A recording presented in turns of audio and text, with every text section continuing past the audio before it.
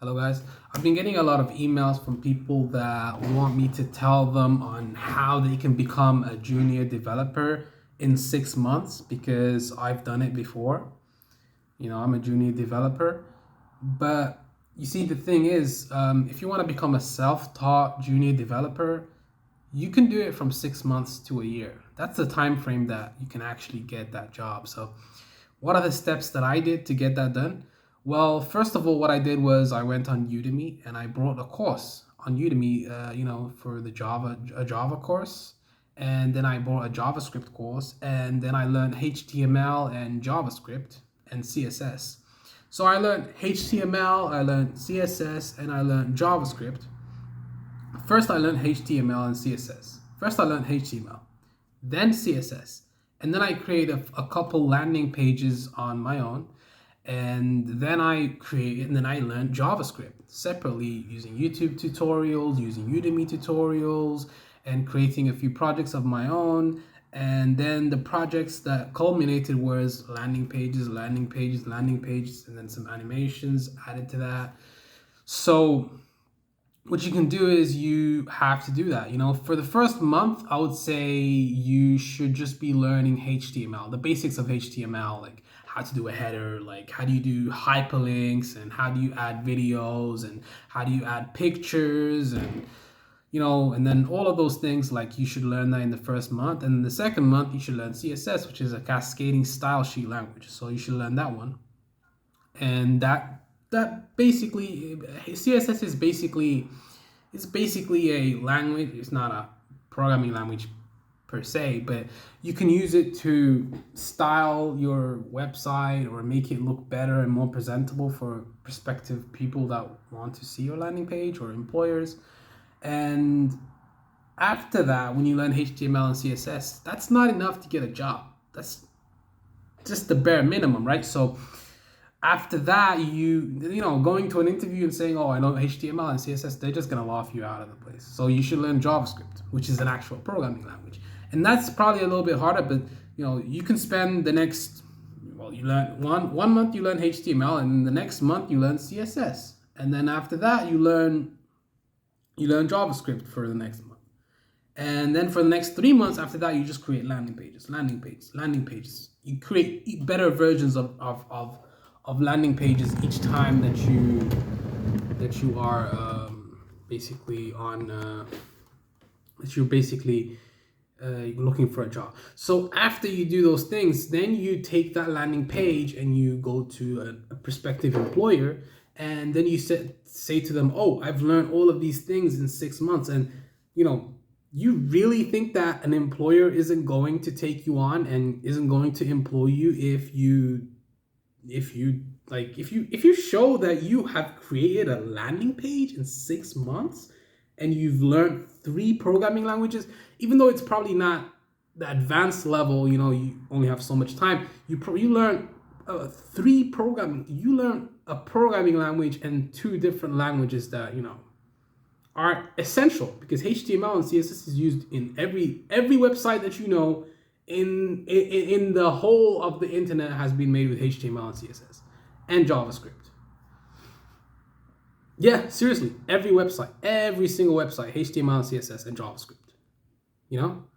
And if you can show that to a prospective employer that you've created a landing page, you've learned JavaScript, you've learned HTML, you've learned CSS in 6 months, 6 months.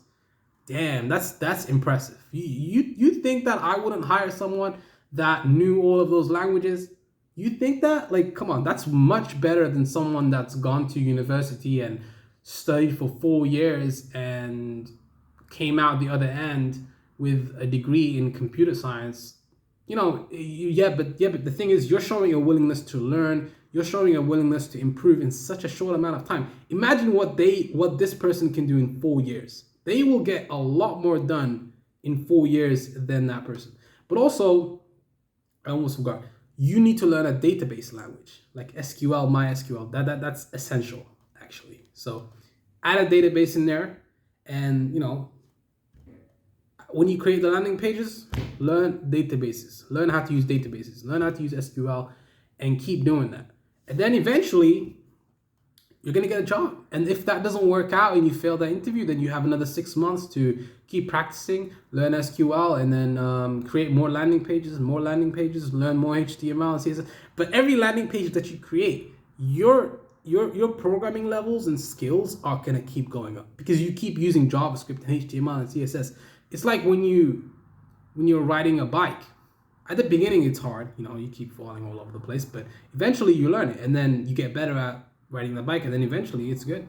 So it's like programming, just practice, just like that, just keep working on it. People tell me, oh, how long is it gonna take? Like, dude, do you want to become a developer or not? Like, I mean, stop telling me I can't do it. Stop telling me that I don't have enough time because I work a job. Dude, how badly do you want it? Do you want to be a developer or not?